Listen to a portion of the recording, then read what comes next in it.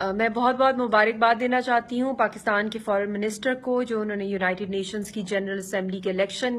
کی اسمبلی کے اندر جس طرح کی انہوں نے پاورفل سپیچ کی ہے، جس کے اندر انہوں نے کھل کے ذکر کیا ہندوستان کی بربریت کے بارے میں، جو دہشت گردی ہندوستان کی آرمی کری ہے معصوم اور نہتے کشمیریوں کے اوپر، اور اس کے ساتھ ساتھ بتایا کہ کتنا زیادہ ٹیررزم کو بھی سپورٹ کر رہا ہے ہندوستان،